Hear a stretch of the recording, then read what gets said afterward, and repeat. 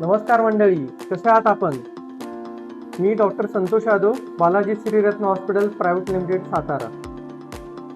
हल्लीच्या धकाधकीच्या जीवनामध्ये सगळ्यात महत्त्वाचं राहतं आपलं मानसिक आणि शारीरिक आरोग्य सांभाळणे.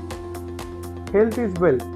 तर आपलं आरोग्य चांगलं असेल तर आपली लाईफस्टाईल चांगली राहते आणि आपलं उत्तम आरोग्य आणि आयुष्य चांगल्या प्रकारे आपण जगू शकतो.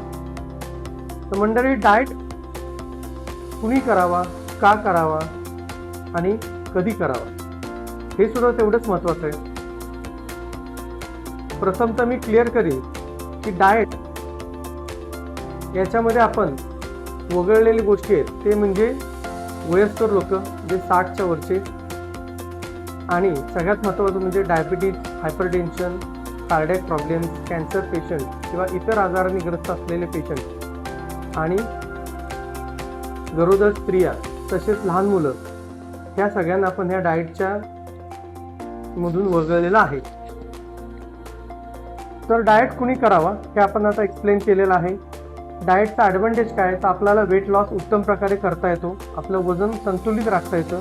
वजन कमी असेल तर आपली हेल्थ आणि फिटनेस चांगली राहते.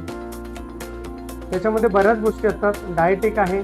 दुसरा महत्त्वाचा घटक आहे आपली लाईफस्टाईल इम्प्रूव्हमेंट करणं. लाईफस्टाईल इम्प्रूव्हमेंटमध्ये आपल्या गोष्टी सगळ्यात महत्त्वाच्या म्हणजे आपलं एक्सरसाइज आणि स्लीप.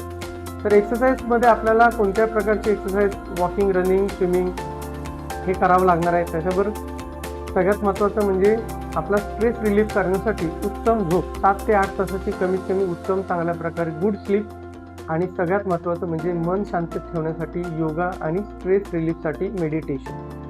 तर हे आपल्या आरोग्यासाठी सगळ्यात महत्त्वाचे घटक आहेत.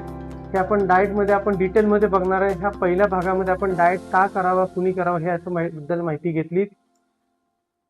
अधिक माहितीसाठी तुम्ही माझा चॅनल सबस्क्राईब करा, डॉक्टर संतोष यादव.